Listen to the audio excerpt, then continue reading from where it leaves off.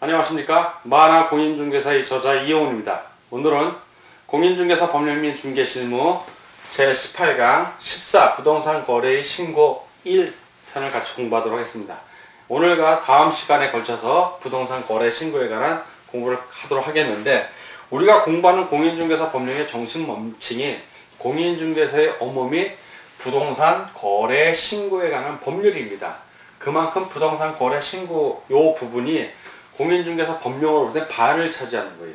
아주 중요한 부분이라는 걸 아셔야 되고, 물론 법령 전체에서 차지하는 부분은 적다고 할 수 있지만 시험 문제에 워낙 자주 출제되고 많은 문항이 출제되기 때문에 이 부분은 여러분들이 이해를 하면서 신중하게 공부하실 필요가 있습니다. 자, 부동산 거래 신고 개념부터 보면 원리는 간단해요. 자, 갑이 있습니다. 부동산을 거래하는 거예요. 갑이 매도인이고, 을이 매수인입니다. 을이 매수인이에요. 자, 둘이 매매를 했습니다. 부동산 매매 계약을 했어요. 자, 첫 번째 매도를 하고 대금 지급을 했습니다. 대금 지급. 자, 이런 계약을 했으면 이게 부동산 거래를 한 거 아니에요, 지금. 자, 매도인 여기 주택이든 뭐든, 얘는 주택이라고 쳐도 마찬가지입니다. 부동산이죠. 부동산은 토지하고 건축물 얘기하는 거니까. 자, 이렇게 했을 때 이 사람들이 거래를 계약한 계약일로부터 며칠 이내에 계약을 했을 겁니다. 자, 계약을 하면 계약한 날로부터, 자, 부동산 거래 매매 계약을 체결을 했을 때는 매매 계약 체결일로부터 며칠 이내에 60일 이내에, 자, 60일 이내에 두 사람이 부동산 거래 신고서에 공동으로 서명 날인해요. 서명 또는 날인을 해갖고 60일 이내에 어떻게 해야 된다? 자, 공동으로 서명 날짜 둘이 같이 가서 신고할 필요는 없고, 주로 매수인이 자기의 권리를 취득하는 거니까 매수인이 가서 신고를 하는 겁니다. 부동산 거래 신고서 서류 써갖고 제출을 하는 거예요.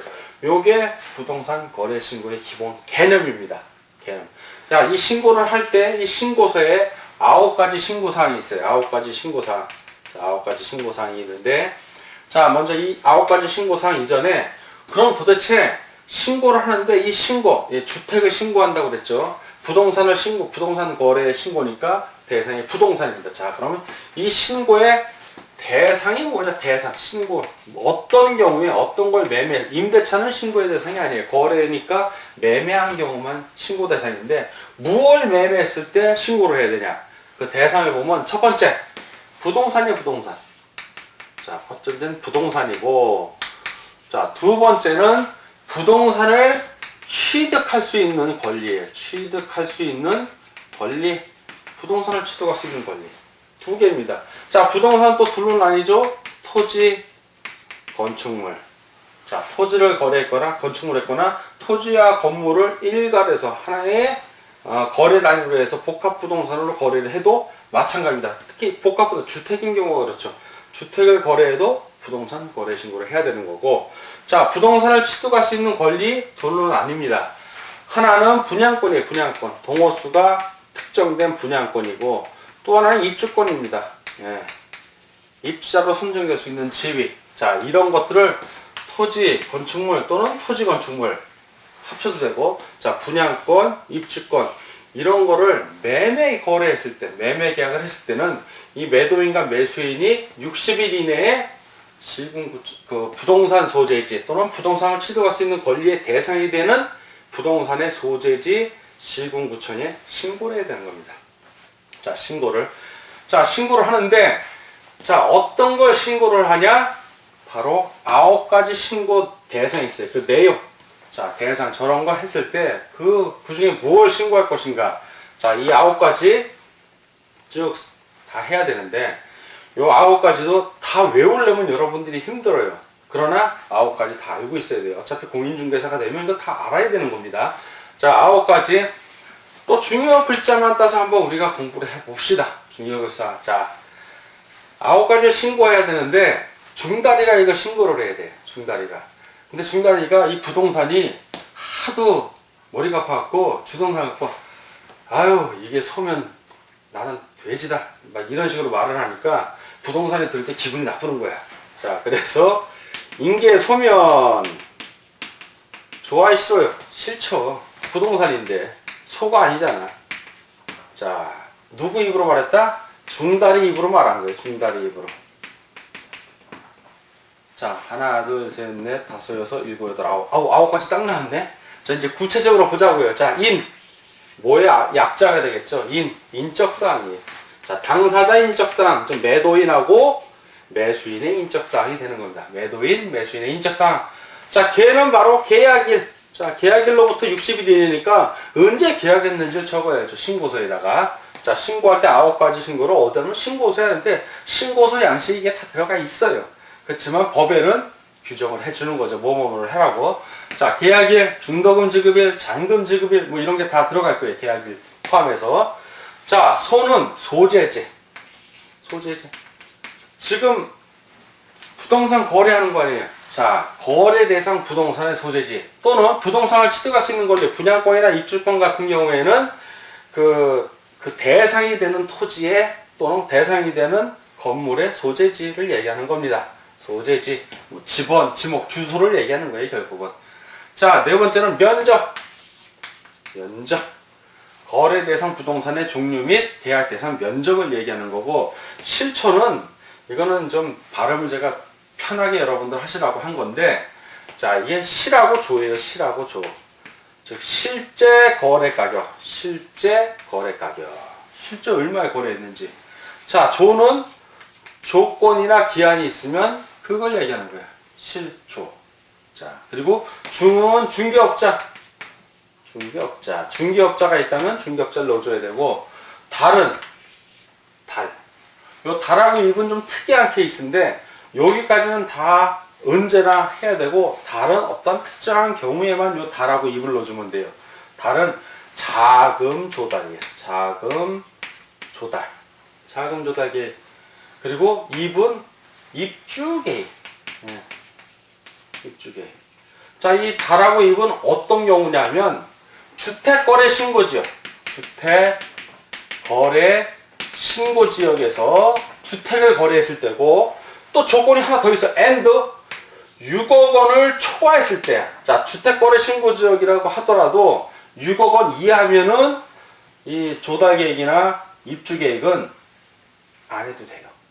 그리고 주택거래 신고지역이 아닌 데서는 6억 원을 초과해도 이 자금 조달이나 입주계획 안 해도 됩니다. 주택거래 신고지역에서 6억 원을 초과하는 경우에만 해당이 되는 거예요. 그래서 인계 소면, 실초, 중다리 이렇게 암기를 하시고, 그 세부 내용들은 여러분들이 읽어보셔야 돼요. 반드시. 인계 소면, 실초, 중다리 이것도 못 외우면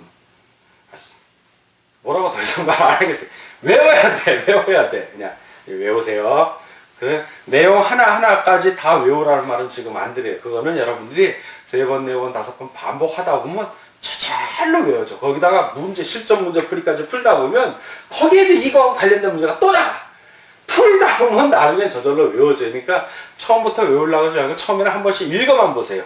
우리 교재에 있는 내용을 읽어만 보시고 인계, 소면, 실초, 중다리 요 정도는 한 번씩 외워주세요. 까먹어도 상관이 없어요. 다음에 또 외우면 되니까. 자, 요게 이런 내용인데, 요게 중개업자는 대목이 나오네. 지금 우린 중개업자 얘기는 안 했어요. 1절. 자, 지금 신고 의무는 갑과 을이 서명 날인해갖고, 서명 또는 날인해서 주로 매수인이에요. 이걸 공동신고라고 그러고, 어느 일방이, 어느 한쪽이 만약에 신고를 안 하겠다고 버티면, 나머지 한쪽이 자기만 서명 날인해갖고, 이 사람이 반대하는 사람이 반대한다는 얘기를 하고 그 사유서를 써갖고 거래계약서 첨부해서 신고를 하면 되는 겁니다. 그 사보를 첨부해서. 그러니까 일방신고, 공동신고 다 가능한 거예요. 자, 그런데 실제적으로는 부동산이 이제 거래가 될 때 갑을 직접 하는 경우는 거의 없어. 대부분. 거의 없어. 누가 끼냐? 자, 이제 변화가 오는 거죠. 자, 갑과 을이 거래를 하는데 중개업자가 있는 거예요. 자, 중개업자. 자, 우리 여러분도 공인중개사가 돼서 이제 중개업자가 되면 매도 의뢰하고 매수 의뢰를 해서 연결을 해서 거래 계약을 한 거예요. 지금 매매 계약을 했어. 자, 이 경우에 갑과 을은 신고할 의무가 있다 없다. 자, 이렇게 되면 이 사람들은 신고 의무가 없는 거야. 신고만 따지면 이 사람들은 이제 의무가 없고 중개업자에게 다 몰아가는 거예요. 그때는 중개업자에게 신고 의무가 발생해요. 주택거래 신고 지역에서 주택을 거래했을 때도 그때는 주택거래 신고를 해야 돼요. 15일 이내, 계약일로부터 15일 이내에 신고를 해야 되는데 그 의무가 누구에게 간다? 중개업자가 했을 경우는 중개업자가 해야 되는 거야. 다만 요 자금 조달 계획하고 입주 계획은 이거 매수인이 있어야지. 그거는 이건 중개업자가 알 수가 없잖아. 그건 매수인이 있어서 중개업자에 주면 되는 거예요. 만약에 자금 조달 계획을 알려주고 싶지가 않아 중개업자. 그러면 서류에 넣어서 봉헌해버리면 돼. 풀로 딱 붙여버리면 되는 거예요. 그러면 그 중개업자가 그 서류 첨부해서 거래 신고를 하면 되는 겁니다. 자, 요렇게 돼 있는데, 자, 중개업자가 거래계약서를 작성 교부한 경우, 주택거래 신고 지역도 마찬가지야. 그런 경우에는 중개업자에게 신고 의무가 있더라. 내용은 똑같아요. 중개업자가 했을 경우도 임대소면 실초 중단이입 요거 그대로 신고를 해야 되는 겁니다. 자, 신고를 하고, 그리고 중개업자가 거래계약서 그 작성 교부에서 했을 때는 중개업자에 이제 부동산 거래계약 신고서에 서명 또는 날인을 해갖고 신고관청이 이제 제출을 하는데, 신고관청이 이제 신고를 받았을 때야. 자, 그 신고관청, 신고를 받은 관청이 신고관청이야. 저 사람 나쁜 사람이야 신고해서 이 신고가 아니라 부동산 거래 신고, 이 신고야, 이 신고. 이 신고의 관청은 어디냐면 부동산이 소재한 등록관청은 중개업자의 중개사무소 소재지에 관한 시군구청이고, 신고관청은 거래 대상인 부동산의 소재지 시군구청장이에요. 그러니까 다르죠. 둘 다 시군구청장은 맞는데 이 신고관청은 부동산 소재지 시군구청장이고, 등록관청은 중개업자의 중개사무소 소재지 시군구청장이에요. 요거 약간 헷갈려 하는데 금방 익숙해집니다. 자, 이 신고관청이 이제 받았으면 내용을 확인해야죠. 그 내용이 맞나 틀리냐 확인해서 신고 필증, 신고를 마쳤습니다 하는 증명되는 서류를 바로 교부를 합니다. 부동산 거래 계약서는 시군구청이 이제 신고관청이 갖고 대신 신고 필증을 교부해 주는 겁니다. 자, 그러면 이 신고 필증, 자, 신고를 중개업자가 이제 이 상황에서 중개업자가 신고관청에 신고를 했어요. 그러면 뭘 준다? 신고 필증을 줘요. 신고 필증. 신고를 마쳤다는 증서야. 신고 필증. 정식 명칭은 부동산 거래 신고 필증이에요. 부동산 거래 신고 필증. 이걸 주면 무슨 효과가 있냐 하면 이 신고 필증을 갖고 그 신고를 했기 때문에 부동산 거래 계약서에 부동산 등기 특별 조치법상에 검인을 안 받아도 되는 거야. 검인을 받을 필요가 없죠. 이미 신고했으니까. 예, 신고를 했으니까. 검인을 받은 것으로 보는 거예요, 이미. 그러면 검인 안 받더라도 이 신고 필증을 소유권 이전 등기할 때 등기소에 제출을 하면 거래계약서에 검인이 없더라도 소유권 이전 등기가 된다는 겁니다. 그래서 이 신고 필증 반드시 받아야 돼요. 반드시. 그래서 이 신고 필증은 즉시 처리해야 돼. 즉시 처리해서 줘야 돼. 그래야 이거 소유권 이전 등기를 하지. 자, 거짓 신고 금지. 그 거래 당사자가 중개업자로 하여금 거래 신고를 하지 못하게 한다든가 아니면 거짓된 내용을 요구하는 경우에는 그 거래 당사자 갑과 을에게 신고관청이 500만 원 이하의 과태료를 부과합니다. 500만 원이면 큰 거예요. 그러니까 제대로 된 신고를 할 수 있게 중개업자에게 얘기해야 되고, 만약에 다운 계약서, 이중 계약서 막 쓰자 그러면 중개업자가 이거 잘못하면 과태료 물어요. 나만 무는 게 아니라 여러분도 봅니다. 500만 원이야. 그래도 하겠냐고. 다 확실히 알고 얘기를 해줘야지 무조건 비위를 맞추는 게 좋은 게 아니라는 거 꼭 알아두십시오. 자, 이렇고 주택거래 신고지역에서 주택을 중개업자가 그 거래계약서 작성하는 경우, 주택거래 신고지역에서는 15일 이내, 이 주택법에 15일 이내에 신고를 해야 돼요. 이 지역에서는 15일 이내에. 그러니까 중개업자가 주택거래 지역에서 주택을 거래한 경우에, 중개를 한 경우에, 그래서 거래계약서를 줬으면 중개업자가 거래계약일로부터 15일 이내에 신고를 해야 돼요. 그때는 부동산 거래 신고서가 아니라 주택거래 신고서를 제출하면 됩니다.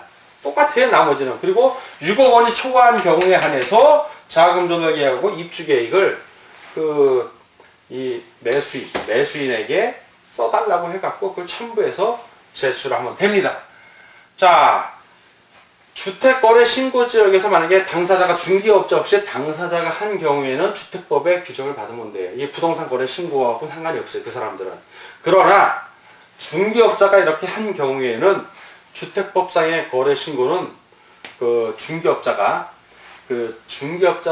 부동산 거래 신고를 하면 돼요. 왜? 부동산 거래 신고 규정에도 주택법상의 그 15일 이내에 신고하라는 의무가 들어가 있어요. 똑같이 들어가 있어.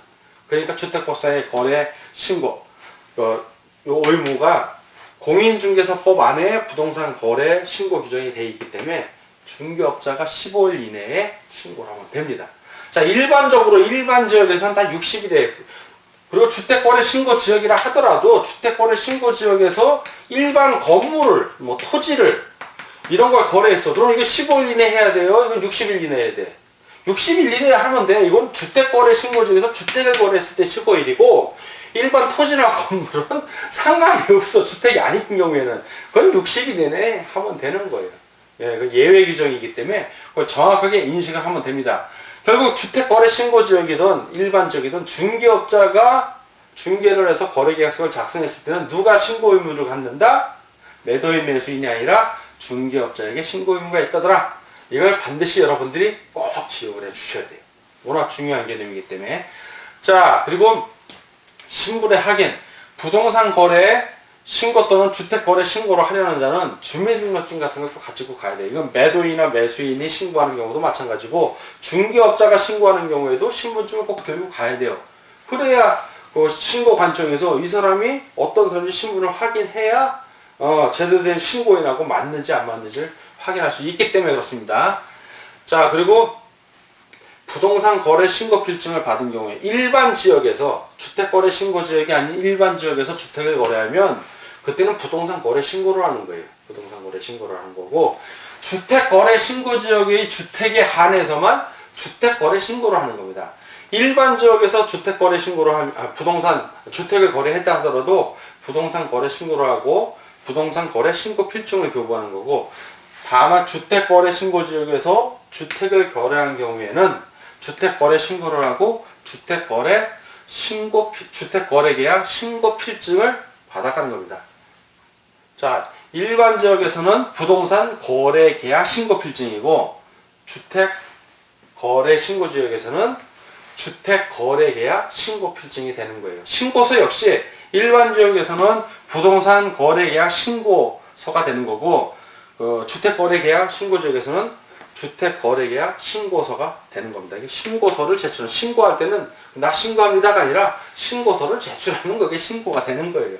자, 요거 생각하면서 요 뒷얘기는 또 좀 더 자세한 부분들 다음 부동산 거래 신고 다음 강의 시간에 하도록 하겠습니다. 자, 오늘은 부동산 거래 신고는 부동산 거래를 한 당사자들이 계약일로부터 60일 이내에 한다. 이게 원칙이고 다만 주택거래 신고 지역에서 주택을 거래한 경우에는 15일 이내에 하더라. 요거. 두 번째, 중개업자가 거래계약서를 작성한 경우, 즉 중개업자가 중개를 완성한 경우란 얘기입니다. 그 경우에 중개업자는 매도인 매수인을 대신해서 매도인 매수인에게는 부동산 거래 신고 의무가 없고 중개업자가 신고 의무를 부담한다. 역시 똑같이 60일 이내에 하는 거고 다만 주택거래 신고 지역에서 중개업자가 주택을 거래계약서 썼을 때는 15일 이내에 주택거래계약 신고서를 제출해야 되고 그리고 그것이 주택거래 신고 지역의 주택이 6억 원을 초과하는 경우에는 자금 조달 계획하고 입주 계획을 같이 첨부해야 된다. 자금 조달 계획 같은 경우는 중개업자가 쓰는 게 아니라 매수인이 쓰는 거예요. 중개업자는 자금 어떻게 들 때 알아. 그럼 매수인이 알아서 자기가 자기 돈 들여서 사는 사람이 아는 거죠. 자, 자금의 조달 계획, 자금의 조달 계획 입주 계획은 주택거래 신고제 6억 원 초과 주택에 한해서 한다는 거 반드시 외워주십시오. 그것도 시험 문제 질문으로 잘 나올 수 있습니다. 변형해서. 자, 오늘은 공인중개사법 중개실무 제18강 14 부동산 거래의 신고 1에 대해서 배웠고 다음 시간에 부동산 거래의 신고 2에 대해서 같이 공부하도록 하겠습니다. 자, 공부하느라고 수고하셨습니다. 감사합니다.